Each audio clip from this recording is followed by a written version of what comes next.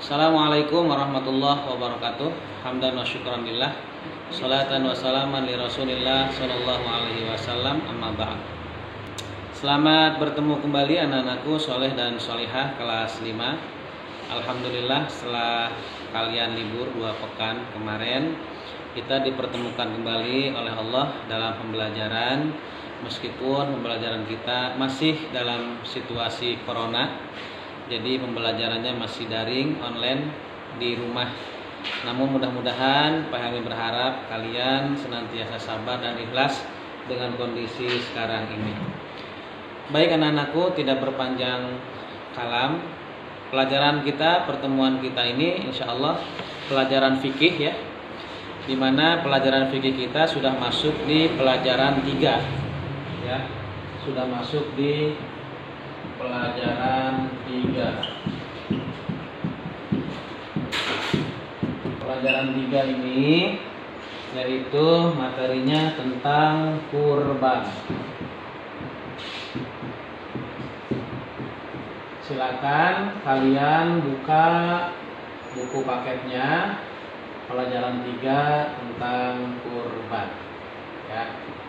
Kalau sudah dibuka, Pak Helmi akan jelaskan sedikit materi kurban yang ada di buku paket kalian.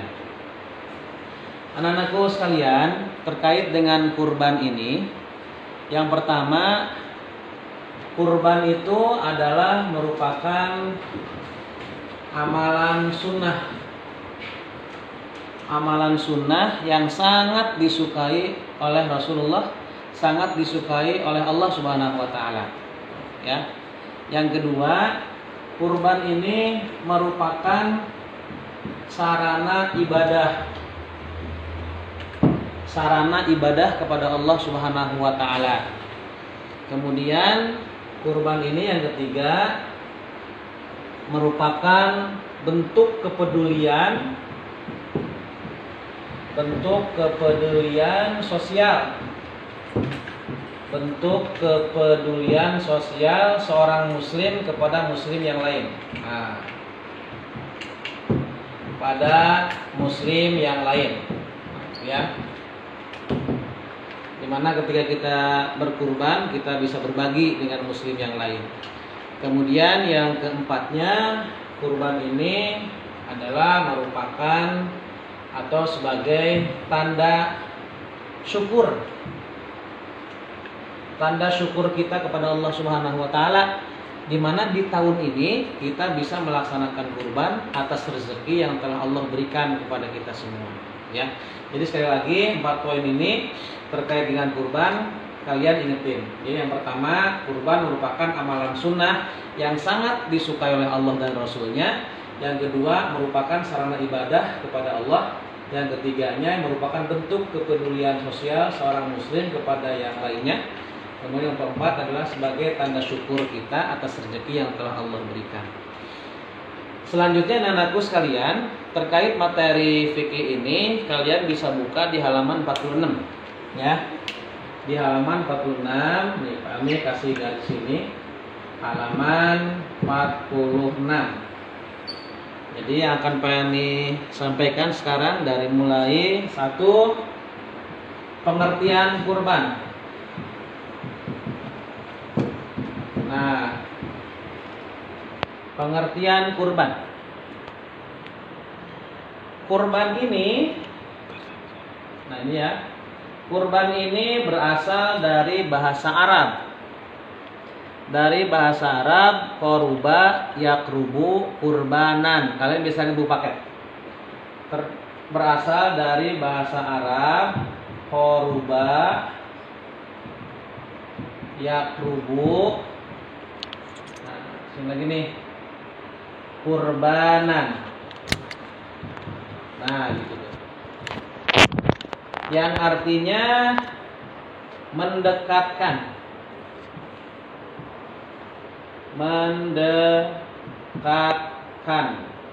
Mendekatkan diri kepada Allah Subhanahu wa taala dengan cara menyembelih hewan kurban. Nah gitu. Kemudian yang kedua, terkait dengan pengertian kurban ini, di dalam istilah haji untuk hewan kurban ini di dalam istilah haji, untuk hewan kurban ini disebut dengan udhiyah. Istilahnya ya, istilahnya disebut dengan udhiyah atau nahar. Nahar itu hewan kurban. Udhiyah atau hewan kurban dalam istilah haji. Nah, apa saja hewan yang bisa dikurbankan? Nah, hewan yang bisa dikurbankan itu adalah sapi, unta, dan kambing. Nah, yang lainnya tidak bisa menjadi hewan kurban. Dan mudah-mudahan kalian bisa memahaminya sampai di sini. Dari pengertian kurban, pahami singkat saja ya.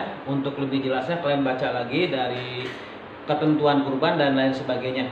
Kemudian pembahasan yang kedua adalah tentang sejarah. Sejarah kurban.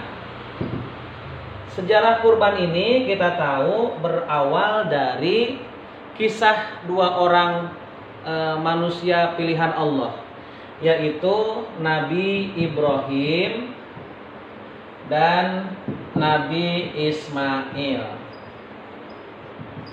Nah, ini Allah gambarkan di dalam surah As-Saffat ayat 102. Jadi kalau nanti Pak Helmi bertanya ya, kalau nanti Pak Helmi bertanya tentang sejarah kurban, adanya di surah apa? Nah, adanya di surah As-Saffat ayat 102 yang berbunyi Bismillahirrahmanirrahim. Ya bunayya inni ara fil manami anni azbahuka fanzur madza taro. Nah, ini perkataan Nabiullah Ibrahim kepada Nabi Ismail. Kata Nabi Ibrahim, wahai anakku, sesungguhnya aku melihat dalam mimpi bahwa aku menyembelihmu.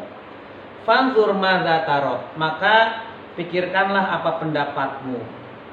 Kemudian dijawab oleh Nabiullah Ismail saat itu dengan tegas, lantang. Kalimatnya, qala ya abatif'al ma tu'maru satadiduni insyaallahu minas sabirin. Nah, ini ayat ini ada di halaman 47 di paling bawah. Silakan kalian buka dan kalian baca. Insya Allah nanti di pertemuan selanjutnya akan kami share video tentang sejarah kurban ini ya. Seperti apa dari awal sampai Nabiullah Ismail nanti diubah oleh Allah menjadi seekor kambing atau kibas ya. Nah, itu materi kedua dari pelajaran kurban. Kemudian selanjutnya anak-anakku sekalian, kalau bertanya tentang dalil ya, dalil. Kalau tadi kan sejarah nih, sejarah kurban. Sekarang dalil. Dalil kurban, perintah tuh. Kalau sudah dalil berarti perintah dari Allah. Nah, dalilnya apa kurban? Dalilnya ada dalam surah Al-Kautsar ayat 1 dan 2. Nih. Ini dalil kurban. Jadi kalau nanti sekali lagi kalau ditanya sejarah kurban adanya di surah apa? As-Saffat ayat 102.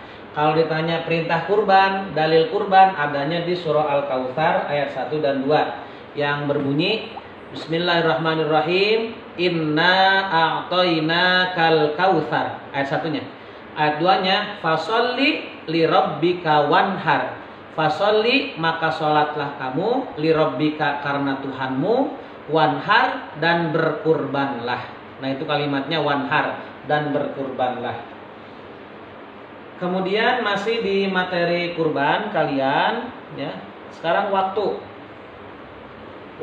kurban. Pak Helmi kesini saja nih ya. Nomor 4 berarti ya. Tadi nomor 3 nih. Sekarang nomor 4. Waktu pelaksanaan kurban. Waktu pelaksanaan kurban ini bagi umat Islam itu selama 4 hari. Nah, waktu pelaksanaan kurban itu selama 4 hari. Mana 4 hari itu? Satu tanggal 10 Dzulhijjah. Nah, 10 Dzulhijjah ini yang disebut dengan hari raya. Hari raya Idul Adha atau hari raya kurban. Itu tanggal 10 Dzulhijjah. Kemudian tanggal 11, 12, 13 Dzulhijjah. Ini yang disebut dengan hari tasyrik. Ini yang disebut dengan hari tasyrik, di mana tanggal 11, 12, 13 itu pun merupakan hari-hari di mana umat Islam untuk melaksanakan penyembelihan hewan kurban. Jadi kalau ditanya berapa harikah kurban dilaksanakan, maka jawabannya 4 hari.